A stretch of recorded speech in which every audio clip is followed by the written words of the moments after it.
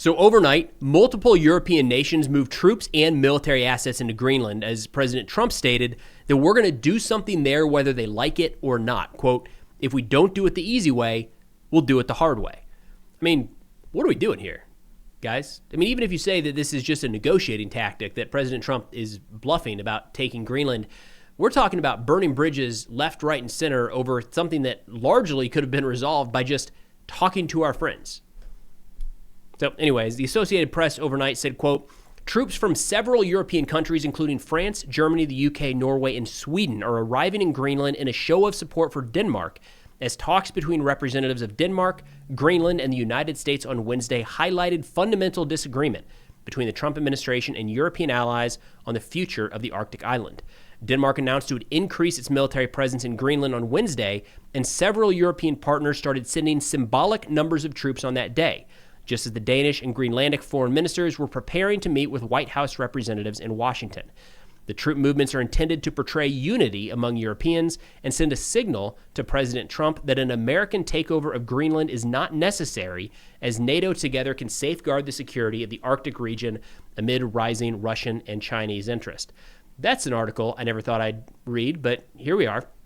A couple key takeaways there. This is not Europe preparing to defend Greenland from a U.S. military invasion. All right, it's not, squadrons of F-35s and destroyers and brigades and divisions worth of soldiers and equipment.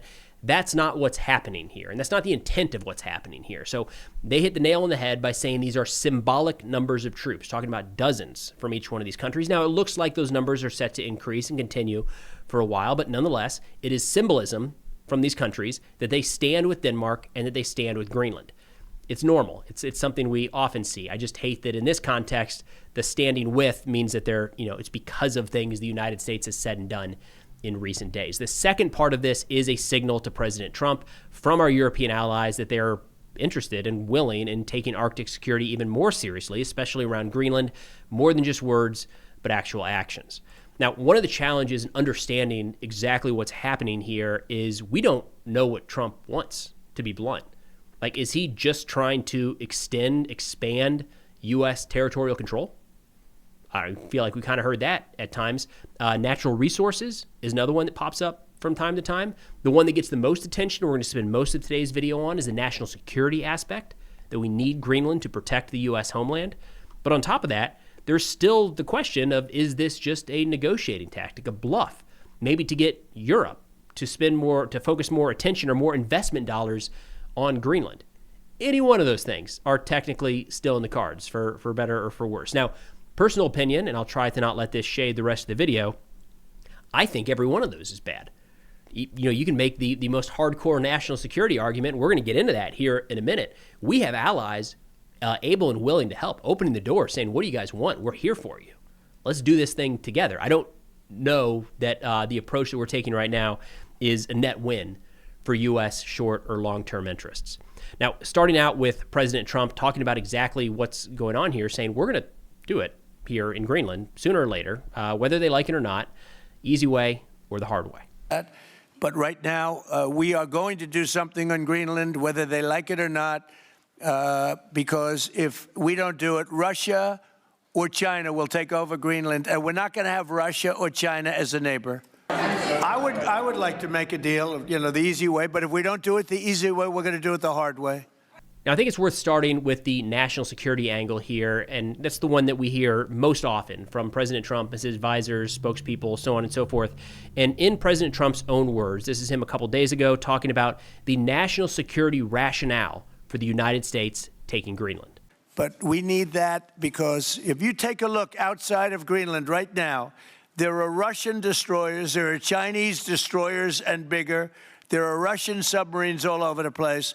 We're not going to have Russia or China occupy Greenland, and that's what they're going to do if we don't. So we're going to be doing something with Greenland, either the nice way or the more difficult way.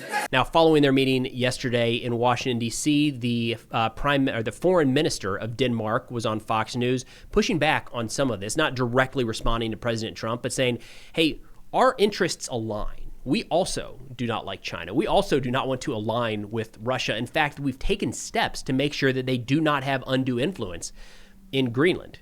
Here's Foreign Minister Rasmussen.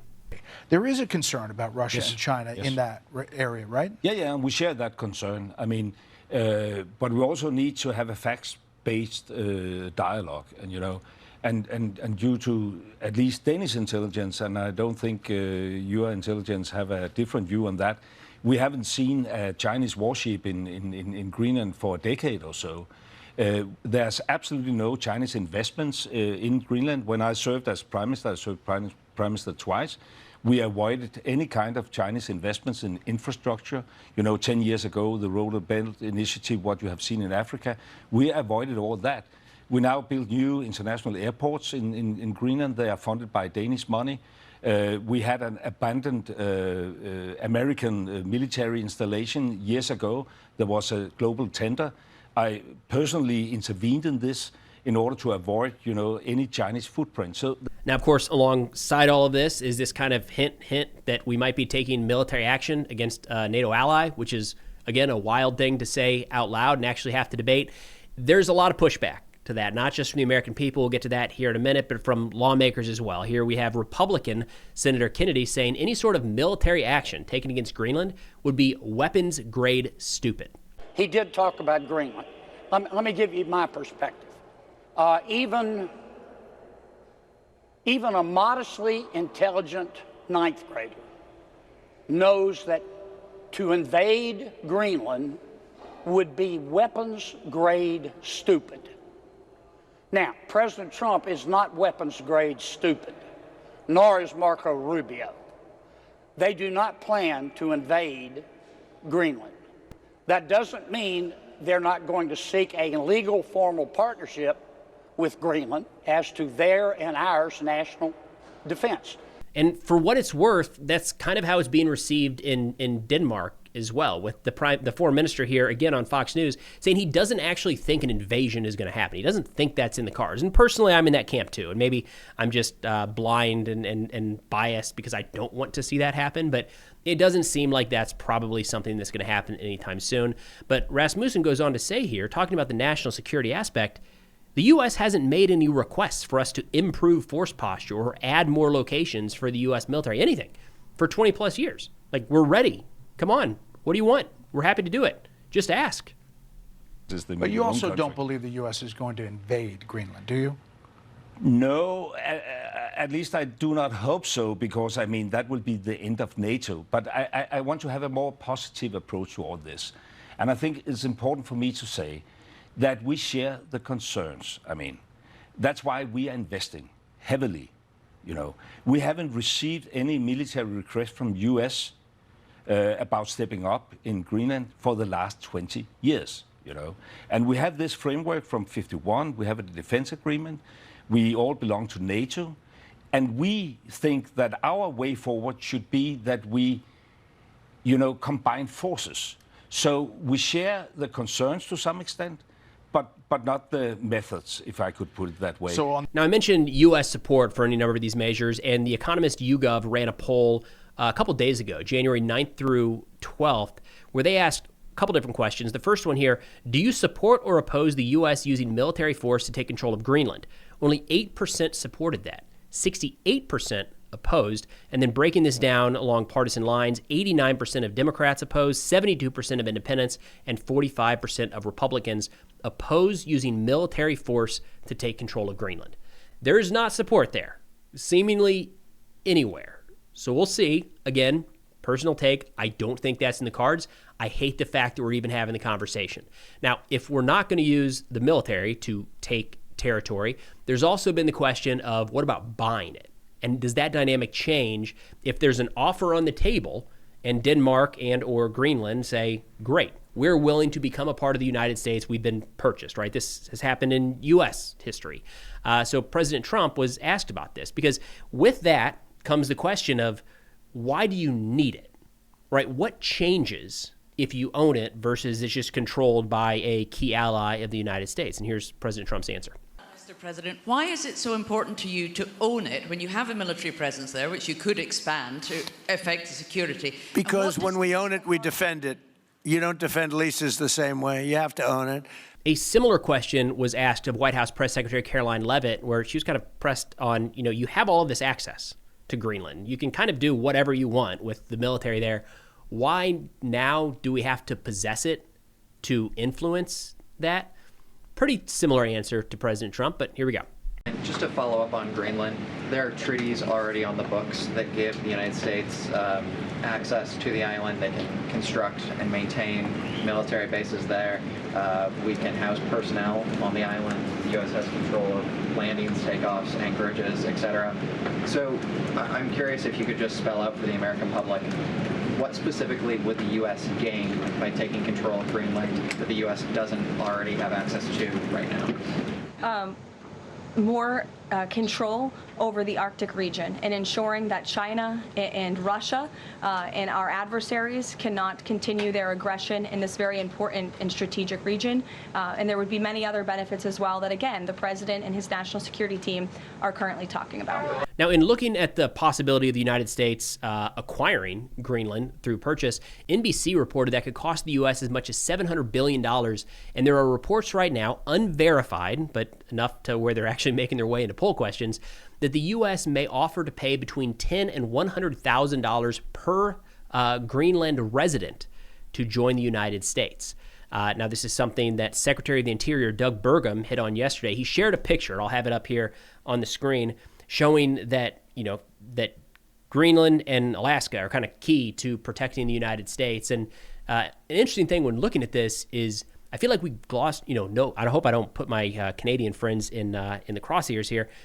Do we just skip over Canada?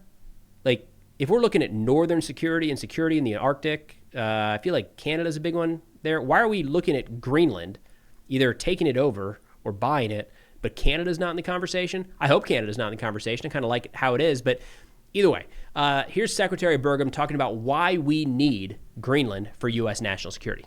Well, Sean, who knew that posting a factual map of Alaska and Greenland would be triggering to those folks that do not fully understand the importance of Greenland and the strategic nature of protecting the United States of America. Think about Alaska, which we also purchased, is so strategic now, both in terms of energy, but also in terms of our military bases there. And the same thing with Greenland. These are like two bookends that protect North America. And as you know, today, we're in an era of unmanned warfare. Through my life growing up in North Dakota, we were filled with missiles because of the over-the-Arctic attack that could become. We were the defensive front line for protecting America. But early detection matters, and having that position in Greenland and Alaska is critical to the safety. As President Trump said today, the great leadership that he's providing Commander-in-Chief, the Golden Dome, we need Greenland to make sure the Golden Dome is going to protect America. But even with the idea of purchasing Greenland, there's not a lot of support here in the United States, and I get it. Right? If you just hear we're going to start handing out tens of thousands of dollars to people of another country to get them to join our country, how many of you all would be like, wait, hold on, excuse me, what? Is that the best use of American dollars right now? I feel like the argument has not been made as to why, let's go middle ground here, $50,000 to each resident of Greenland is in all of our best interests quite yet. Maybe we'll get there. I feel like it hasn't been made quite yet. Now, the Economist YouGov poll, going back to that one, they asked, do you support or oppose the U.S. paying each Greenland resident between $10,000 to $100,000 to encourage them to secede from Denmark and join the United States? Only 13% of Americans polled supported that, 64% opposed. Again, along partisan lines here, 86% of Democrats oppose, 65% of independents oppose, and 41% of Republicans oppose paying Greenland's citizens to join the United States. Here's the other thing. It doesn't sound like Greenland and Denmark are actually interested in that at all. The Greenland's Prime Minister, Nielsen, just a couple days ago said, quote, if we have to choose between the United States and Denmark here and now, we choose Denmark. We choose NATO. We choose the Kingdom of Denmark. We choose the European Union. And then back to the foreign minister on Fox News, he was asked about this. Like, yeah, but that's a lot of money. Don't you think some people would say, we'll take that money? And the foreign minister essentially says, no, they don't really want to be a part of the United States. So I'm just doing the math here. $56,000, they get $500,000 a person. I mean, you don't think they're going to vote to break away? No, not at all. Because I think there's no way that U.S. will pay for a Scandinavian welfare system in Greenland, honestly speaking. You haven't introduced a Scandinavian welfare system in your own country. But you also don't believe...